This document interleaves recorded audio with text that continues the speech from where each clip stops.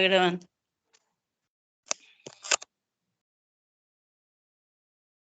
Bueno, seguimos con el libro Enseñanzas de un Iniciado, capítulo 4, El Camino de la Sabiduría. Hace ya varios años que la enseñanza de los hermanos mayores fue publicada por primera vez en el concepto Rosacruz del Cosmos, y desde entonces nuestra literatura ha ido aumentando. Ahora parece llegado el momento de examinar nuestra obra para ver lo que hemos hecho con el tesoro que nos fue confiado. En primer lugar, conviene que nos demos cuenta de que la razón por la cual estamos en la Fraternidad Rosacruz es porque en un momento dado estuvimos descontentos de las explicaciones que se nos habían dado en otros sitios sobre el problema de la vida. Todos hemos buscado luz para descifrar el gran enigma, y algunos entre nosotros, como el hombre del que habla la Biblia, vimos una perla de gran valor y nos fuimos a vender todo lo que teníamos y comprarnos la perla, la que simboliza el conocimiento del reino del cielo. En otras palabras, algunos de nosotros hemos estado tan ansiosos buscando la luz y tan sumamente satisfechos cuando la hallamos por fin, que hemos dedicado toda nuestra vida, pensamiento y energía a ese trabajo. La mayoría no puede disfrutar de este privilegio por las obligaciones contraídas previamente, pero todos los que hemos recibido ayuda debemos, por la ley de compensación, devolver algo de lo recibido, porque el intercambio es la vida y el estancamiento es la muerte. Sabemos que no podemos continuar hartándonos de alimentos y retener lo que hemos comido, y que a menos que la eliminación mantenga el equilibrio, la muerte se presentará muy pronto. Tampoco podemos impunemente hartarnos de alimentos mental. Tenemos que partir nuestro tesoro con otros y emplear nuestros conocimientos en alguna obra útil para los demás, o de otro modo correremos el riesgo del estancamiento en el pantano cenagoso de la especulación metafísica. Durante los años que han pasado después de la publicación del concepto Rosacruz del Cosmos, los estudiantes han tenido el tiempo suficiente para familiarizarse con sus enseñanzas. Ya no podemos excusarnos diciendo que no conocemos la filosofía Rosacruz, porque no hemos tenido tiempo para estudiarla y que por esta razón no podemos explicarla a otras personas.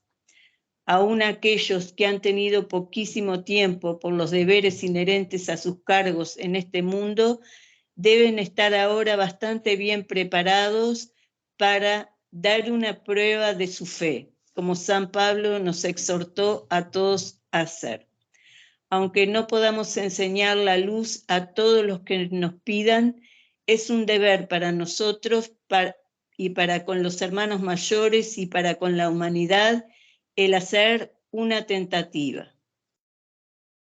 El desarrollo de nuestra propia alma depende de la parte que tomemos en el fomento del movimiento al cual nos hemos unido, y por este motivo es conveniente que nos demos perfecta cuenta de cuál es la misión de la Fraternidad Rosacruz. Esto está perfectamente y claramente explicado en la introducción del concepto Rosacruz del Cosmos.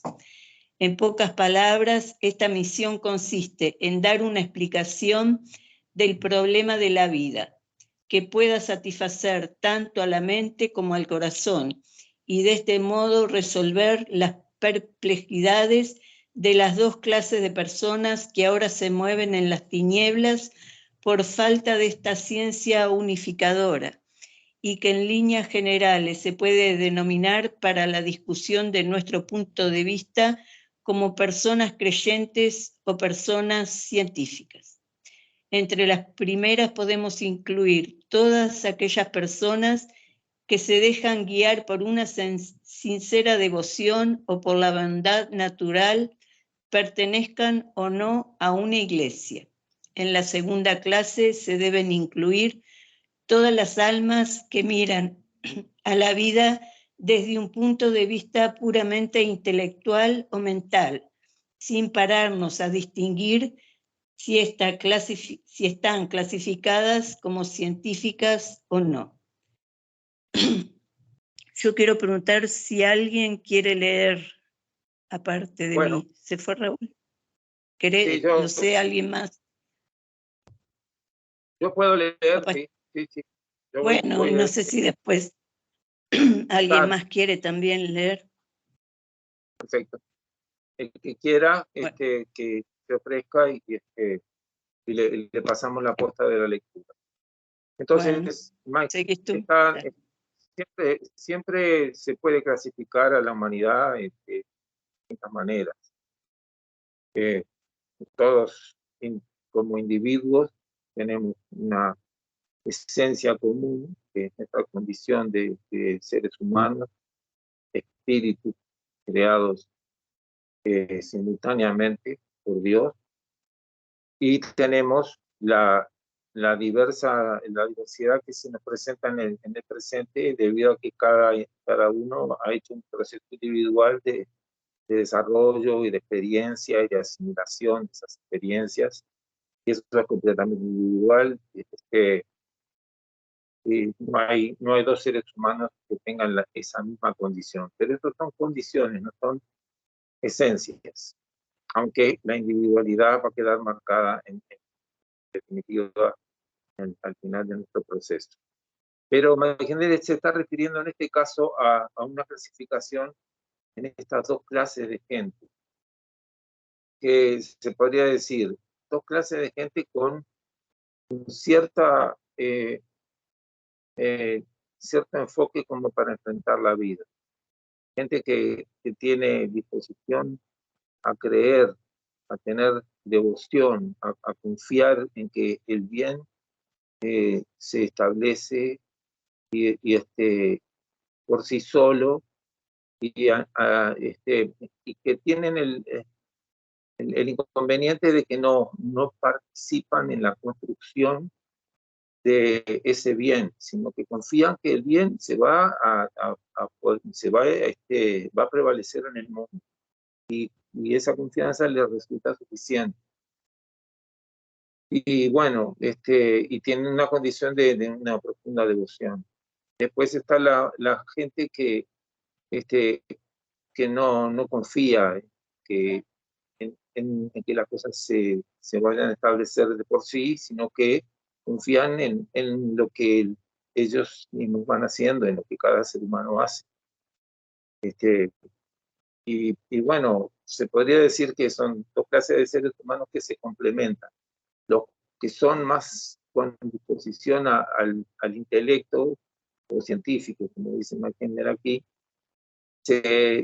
son muy hábiles para distinguir la falta de lógica, las incoherencias lógicas en el proceso, y para a partir de allí poder ir haciendo los ajustes que le permitan ir participando en la construcción de su propio destino y del destino de la humanidad. En cambio, los primeros participan, pero no activamente, no interviniendo en la construcción concreta, sino que por medio de la confianza plena de que el bien va a prevalecer.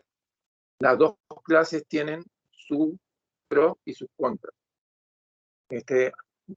La gente que profunda disposición a la devoción es muy fácil de ser engañada, y pueden creer y defender con ahínco algo en lo que están creyendo porque creen que la gente que se lo dijo es buena, cuando en realidad no es así.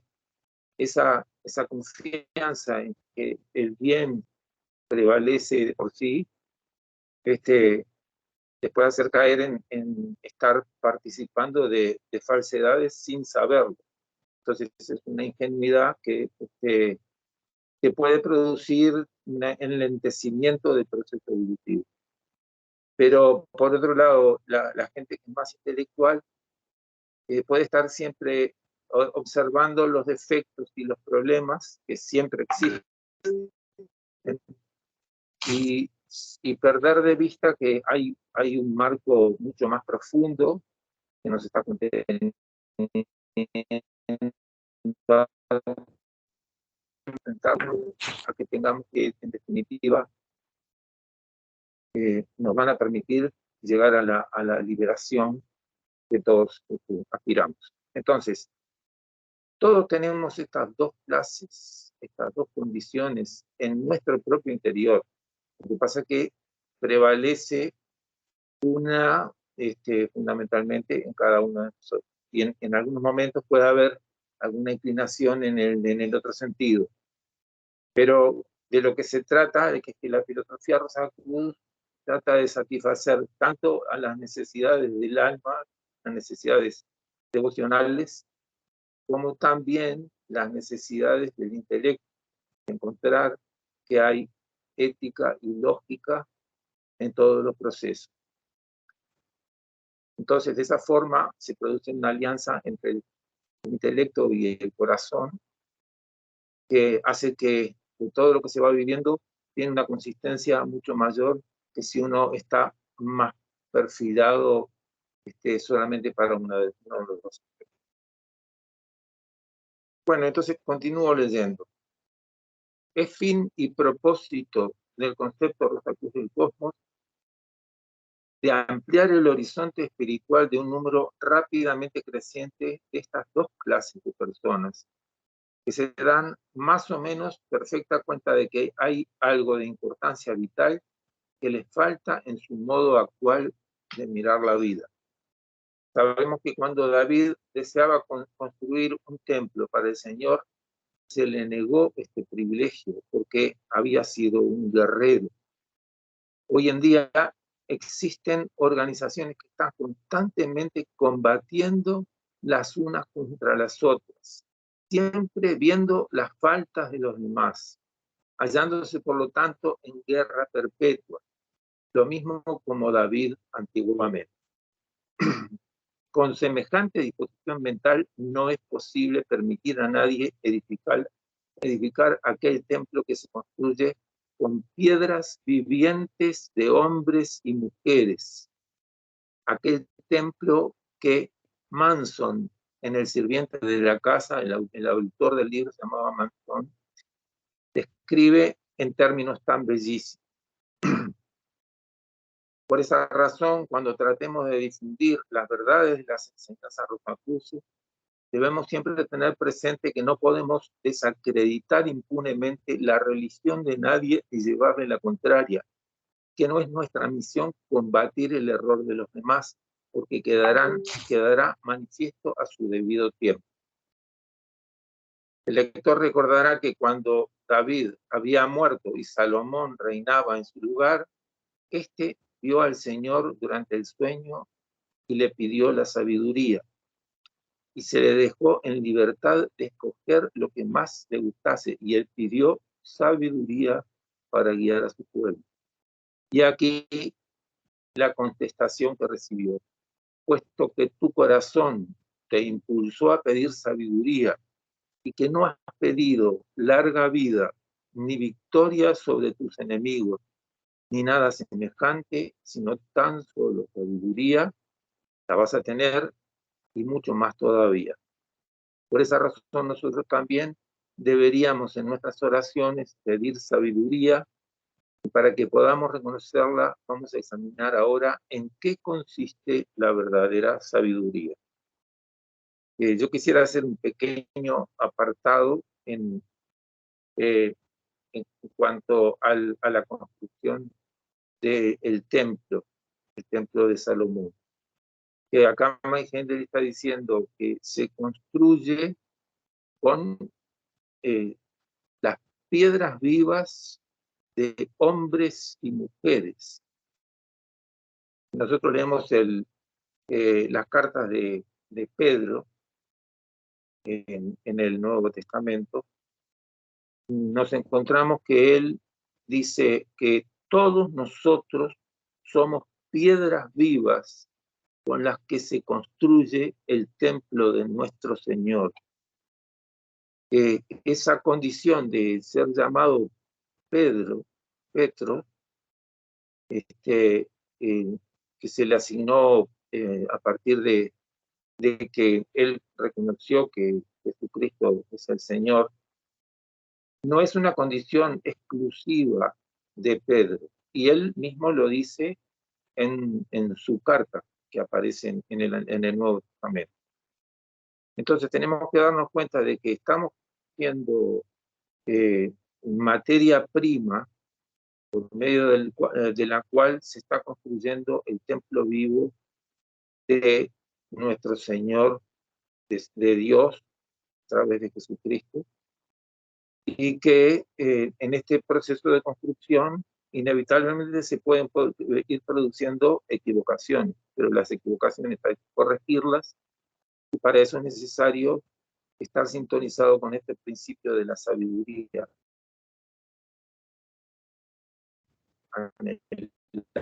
La sabiduría para tener acertando nuestro proceder y continuar, y cuando no estamos acertando y llegar a descubrir qué es lo que tenemos que cambiar. Bueno, entonces ahora continuemos con lo que nos dice Heindel. ¿En qué consiste la verdadera sabiduría? Se dice, y con mucha razón, que el conocimiento es un poder. El saber, aunque de por sí no es bueno ni malo, puede ser empleado para el bien o para el mal. El genio no es más que la disposición para la sabiduría y puede también ser bueno o malo. Se habla de un genio militar o de uno que conoce a la perfección la táctica de la guerra, pero un hombre semejante no puede ser ciertamente bueno, porque forzosamente ha de ser duro de corazón y destructor en la expresión de su genio. Un guerrero, ya sea un Napoleón o un simple soldado, no podrá nunca ser sabio porque tiene que destrozar deliberadamente todos los sentimientos más delicados de los cuales tomamos como símbolo al corazón. Por otro lado, un gobernante sabio es de buen corazón y de profunda inteligencia, y así que lo uno equilibra lo otro para promover los intereses de su pueblo. Aún el más profundo saber en cuestión de religión o de ocultismo no es sabiduría, como lo enseña San Pablo en aquel hermosísimo capítulo 13 de la primera epístola a los Corintios, donde dice: aunque yo tuviese todo el saber para poder penetrar todo el misterio y no tuviera amor, yo no sería nada. Solo cuando el saber se une al amor, los dos producen la sabiduría verdadera, es decir, la expresión del principio de Cristo, la segunda fase de la divinidad. Respecto a este punto, conviene emplear gran prudencia y discreción. Nosotros podamos saber distinguir entre lo que es oportuno para el logro de cierta finalidad y lo que lo impide, y podemos optar a favor de males presentes para lograr ventajas venideras. Pero aún en esto no obramos necesariamente como sabios y juiciosos. Conocimientos, prudencia, discreción y sentido común son todos hijos de la mente. De por sí no son más que lazos tendidos por el mal del cual Cristo en el Padre Nuestro nos enseñó a rogar para que se nos librara de él. Solamente cuando estas facultades nacidas de la mente están templadas por las facultades del amor, nacida del corazón, el producto mezclado de ambos se transforma en sabiduría. Si leemos el capítulo 13 de la primera epístola a los Corintios y sustituimos la palabra sabiduría por las de caridad o amor, entonces comprenderemos lo que es esta gran facultad que deberíamos todos desear con tanto ardor. La misión de la Fraternidad Rosacruz en este efecto es en efecto la de promulgar una doctrina combinada de la cabeza y del corazón, la que constituye la única y verdadera sabiduría. Porque ninguna enseñanza en la cual falte uno de estos dos extremos puede ser realmente llamada sabia, del mismo modo como no podemos tampoco hacer sonar un acorde en una sola cuerda. En vista de que la naturaleza del hombre es compleja, las enseñanzas que han de ayudarle para purificar y elevar esta naturaleza deben ser también múltiples en sus aspectos. Cristo siguió este mismo principio cuando nos dio aquella hermosa oración dominical, la cual en sus 7 estrofas toca la nota clave de los 7 vehículos humanos, los une en este acorde sublime de perfección que llamamos el Padre Nuestro.